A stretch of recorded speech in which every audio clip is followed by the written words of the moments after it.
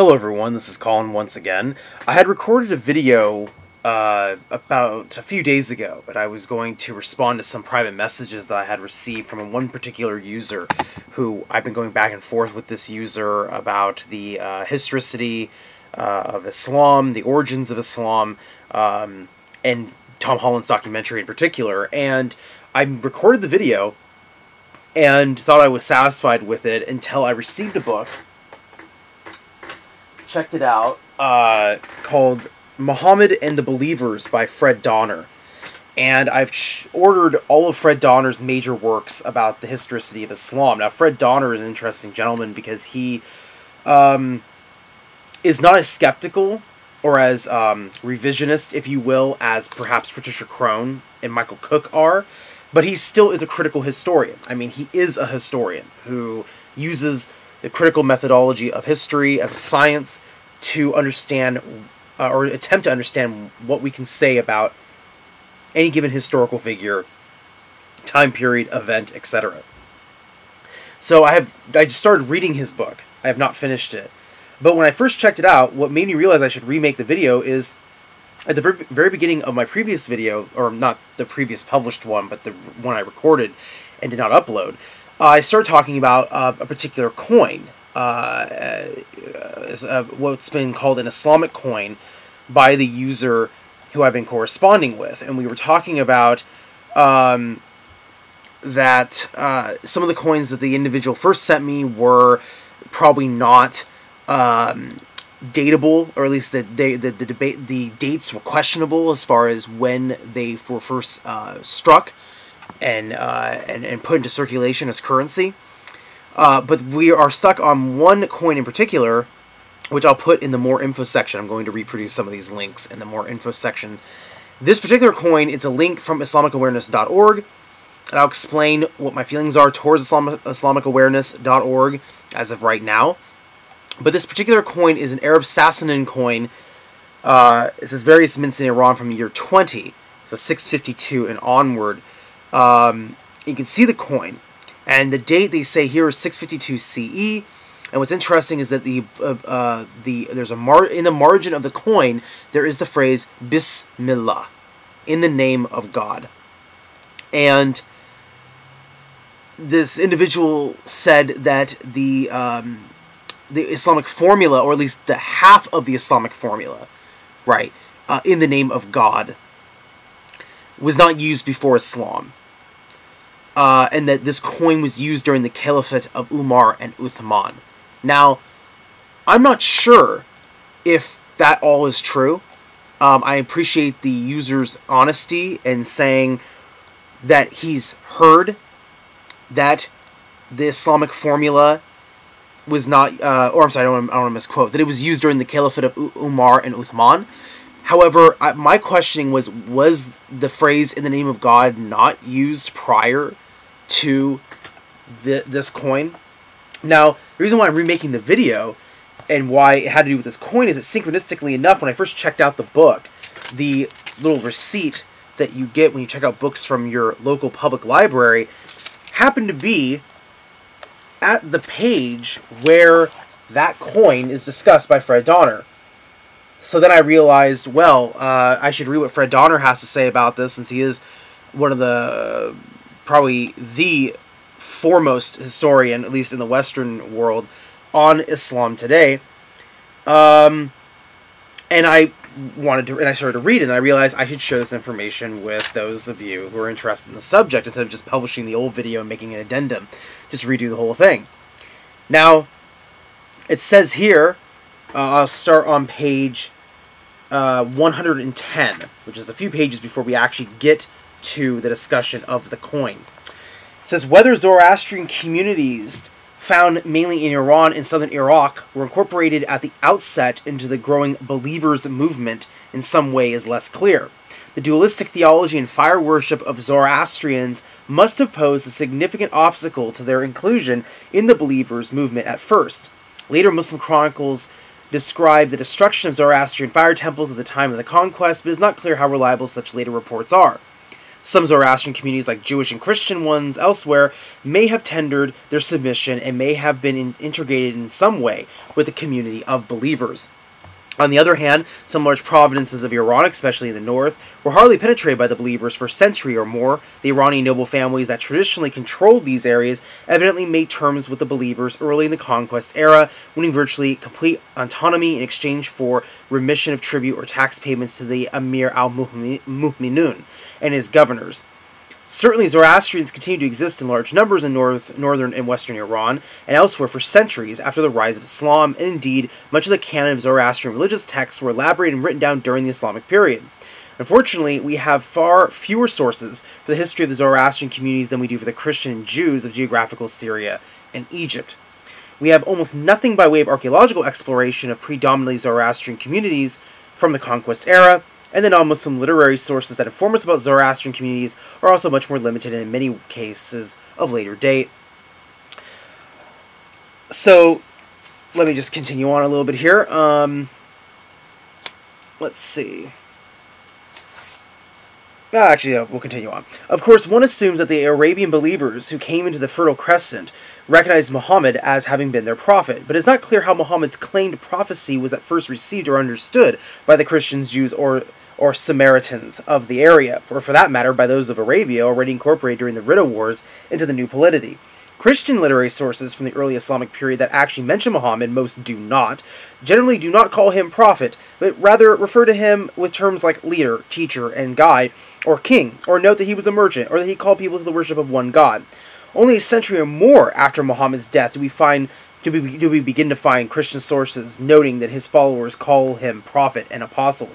Certainly in later times, from perhaps the early 2nd century after Hijrah, or the 8th century Common Era, or a little later, by which date Islam had begun to coalesce from the believers' movement into clearly defined and distinct religion, confession, the recognition of Muhammad as prophet was the decisive marker that distinguished Muslims from Christians, Jews, and all others. By that time, to utter the statement of faith, shahada, literally bearing witness, there is no God but God, Muhammad is the apostle of God, la ilaha illallah Muhammadur Rasulullah, was decisively to declare oneself a Muslim. But here again, the early evidence is suggestive. The earliest documentary attestations of the Shahada found on coins, papyri, inscriptions dating before about 685 include only the first part of the latter double Shahada. There is no God but God, sometimes with the addition, who has no associate. Muhammad is not yet mentioned. If this is not merely an accident of preservation, we may see it in yet another indication of the ecumenical or non-confessional character of the early community of believers, for the statement there is no God but God would have been acceptable to all monotheists, including Christians and Jews. It was not unreasonable to propose, then, that many Christians and Jews of Syria, Iraq, and other areas, as monotheists, could have found a place in the expanding early community of believers. By incorporating such monotheist communities into their growing domain, the believers worked towards their goal of establishing the hegemony of God's law over the whole world. And then he goes on to talk about other historians and some of the early chronicles of the Islamic movement, which I'll get to in a moment myself. But he then has these photos of these coins, and this is the coin in question, this top one here. This is the front and the reverse side.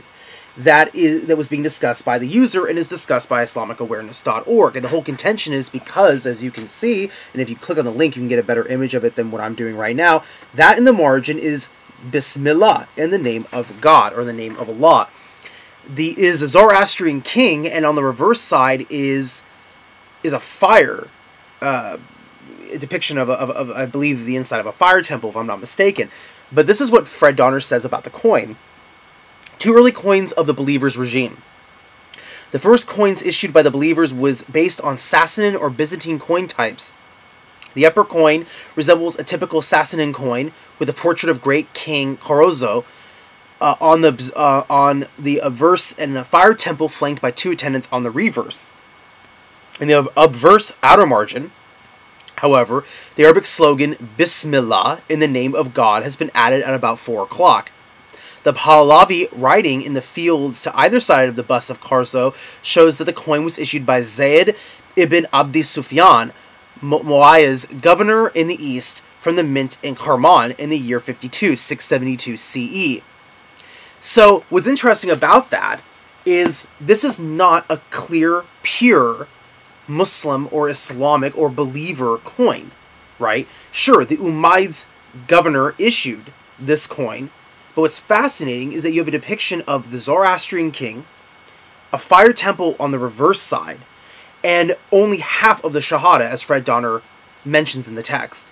So, while I will agree with the user that this is evidence of something that has to do with the believers of the Mu'minun, or the Muslims, for as they were later to be called, at least by outside sources. While I agree that this is an evidence of their influence in the region, this is not purely Islamic, right? We have to be honest here. This is some sort of hybrid going on, political hybrid. And to depict a fire temple that has nothing to do with Islam, at least not from Islam as we understand it today, and the king of the Zoroastrians is depicted on the front, just saying, this is more of a hybrid, and we have to be pretty consistent with that. Okay, so I've dealt with the coin now in a more fruitful way, and with a little bit more detail. By the way, that was completely out of context as far as reading the whole book. I have not finished the book, but I plan on finishing it in due time and probably making a video on the subject of Fred Donner's book. I'll also put a link in the more info section to a lecture that's been circulated. Klingshore uploaded it. Another person, I think it was University of Chicago's YouTube channel, uploaded it. Fred Donner giving a talk about what we can know about the origins of Islam. Very interesting lecture. So now moving on to some of the other things that the user wanted to talk to me about. Besides the coin, we're talking about some other topics that we haven't resolved yet, so I won't get into that. But he linked me to a video response that apparently was a video response that has, he says stop spamming, has not gone through these sources. And it's a clip of a video by a UK Muslim who's done a documentary talking about, in the video it's called Top Historians Answer Tom Holland, Islam, the Untold Story. Now, the video is out of context of the whole documentary. It's only about 3 minutes long, but in the documentary, right, there's a discussion about, he interviewed, the documentary, or the director of the documentary interviews two historians. They're talking about Muhammad, peace be upon him, being mentioned in outside sources. And one is Eusebius, the Armenian bishop, mentioning the prophet, right? Now, what's interesting, and this happened in the Ummah channel response to Tom Holland, and I made my video responding to their response, right? Where they're quoting these historians, or these non-Muslim sources, which the user who I'm corresponding with mentioned the book, where is it? Islam as Others Saw It, and asked, have I read that book? I have not read the whole thing. I actually have it downloaded as a PDF.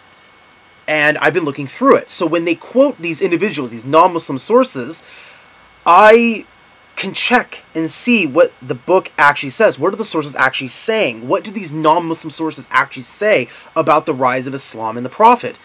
What's fascinating is that Ummah Channel and the documentary does not depict the entire quotation of Eusebius. In other words, he's not quoted in his entirety. He's only quoted in both cases on Ummah Channel and on this documentary. And I don't know if that was because of editing. I don't want to accuse anyone of doing some sort of, double, some sort of, selective editing. I know that Ummah Channel accused Tom Holland of doing selective editing. But I'm not going to accuse anybody of doing selective editing. All I'm saying is that it's fascinating to me that in two cases now, the non-Arab, non-Muslim sources are not being quoted in their entirety. Why is that? Probably because when you read them in their entirety, they don't always match up with the Islamic origin narrative, the traditional origin narrative. And that is something that needs to be looked at and examined and not ignored. So that little clip was something that I thought was shocking, that they did not quote Eusebius verbatim in his entirety. Having said that, so in other words, that does not refute Tom Holland's documentary in any way. The title of the video was something like responding Tom Holland's. No, sorry. So having said that, when you look at this document, this anthology of non-Muslim sources, Islam as Others Saw It, what you find is that they do not always match up to the Islamic origin narrative. I mean, sure, there are moments where they do match up, but But as Fred Donner said in that part I just quoted, they don't match up to the origin narrative, or how later on, like when the traditions were being written down, how Muslims then, like in the 9th century, the 10th century, understood the religion at that time. They don't match up. There's a conflict of image of who the prophet was, what his goals were, what he did, etc. So we have to be honest about that. We shouldn't just, skip over that. Having said that, the user who I'm corresponding with is quoting somebody. I don't know who he's quoting, but it says, to say earlier sources don't mention Nabi Karim, peace be upon him, is a lie. Even Orientalists who always have an axe to grind when it comes to Islam accept this. One such example is Patricia Crone, who is the author of the very notorious anti-Islamic Hagarism. Even she accepts that Muhammad, peace be upon him, indeed existed. Here are a few statements from her. What do we actually know about Muhammad? And before I read, because then the user just quotes Patricia Crone and her response about what can we say about Muhammad, what do we know about Muhammad, I want to be very clear here. At no point have I said that that Muhammad never existed. I've never said that. And Tom Holland has never said that. The question that we are asking is, the question that, I shouldn't say we, but, because who's we, but the question that Tom Holland is asking is, where are the earliest sources, and what can we say for certain, based on historical, critical methodology, what can we say about Muhammad? That's what he's saying. He's not saying that he did not exist. Okay? Now, again, not only did that part of the statement kind of go, but also to mention Hagarism again. Again, in my last video, I talked about this, and people still are, like, invoking Patricia Crone. Like, if you just say Patricia Crone and her theories, apparently she's like, we shouldn't even look at her work. That's just being lazy, with all due respect. Again, as I said in my past video, she wrote Hagarism, and then yes, she later on said, you know what, I don't really back the theories I postulated in Hagarism. But that does not discount all her future works. Again, if we're going to adopt that attitude, then there are many people who will watch my past videos, like for the past 3 years, and then watch my current videos and go, whoa, what happened? And then if people think that they didn't like my old videos and they want to ignore everything I'm saying right now, that's just lazy thinking. People go through intellectual, spiritual, religious evolutions, where they publish something in the past that they may not actually agree with when they get to somewhere in the future. It's called being fallible. It's called progressing. So, I'm not even going to acknowledge people who invoke Patricia Crone as if as if that's a bad word, or aren't willing to look at what she says. I'm also not going to respond to people who keep bringing up Hagarism as if, because it's a red herring to bring up to bring up Hagarism. Just know, for everybody who's watching this video, anytime you see on my comments section of my videos, if you see someone bring up Patricia Crone as if we should just ignore her, or brings up Hagarism, just know that I'm not going to respond, but I'm doing this when I see those comments. I'm doing this. That's what I'm doing. Ridiculous. But anyway, what does Patricia Crone actually say about what we can know about Muhammad, according to the user reproducing some of her quotes? And I'll read them verbatim. For all that, we probably know more about Muhammad than we do about Jesus, let alone Moses or the Buddha, and we certainly have the potential to know a great deal more.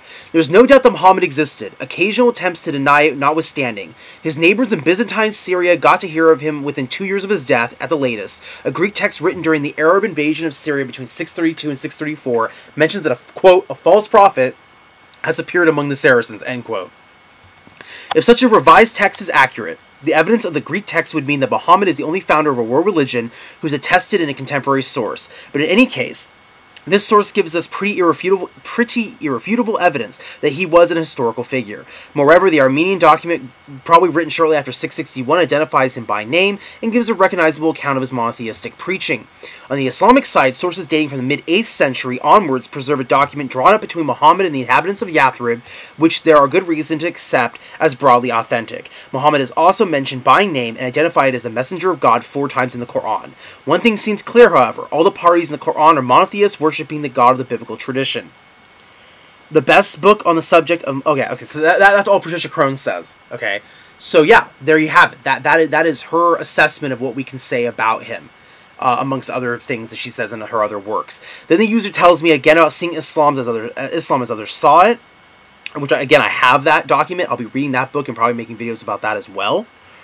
And so, yeah, I would say that I have no issues beyond that point. We've since had some back and forth, but nothing that I'm going to comment on right now, because we still haven't resolved, or either we have resolved certain things or we haven't resolved certain topics, so I don't want to elaborate further. But, again, I just want to point out that, you know, I mean, I don't want to repeat myself, but in my last video, rather, I really do think that we should not shy away from these topics. Again, we should try to look at what the documents actually say, instead of ignoring them, or only looking at parts of them. Or as Ira did, where they, according to Stop Spamming, quoted like a huge paragraph of what CBS actually said, but then essentially just sort of, in their article, just said, well, look, see, he's mentioned. But, like, ignoring what CBS actually said and how it conflicts with the actual traditional origin narrative of Islam, of traditional Orthodox Islam. So, like I said, I plan on reading more of this book. I will be reading other books by Fred Donners. I'm just looking at pretty much any historian that who's prominent in Islamic studies to look at the subject. I also plan on contacting a local university of mine who has a department of Islamic studies to talk to them about the history of Islam and what they have to say about it. So this is more like an update. Just wanted to get some of this out there to draw attention to some of these facts. And yeah, the journey still continues. So thank you all for watching. Assalamu alaikum wa rahmatullahi wa barakatuh. May the peace and blessings of Almighty God be with you all. Peace.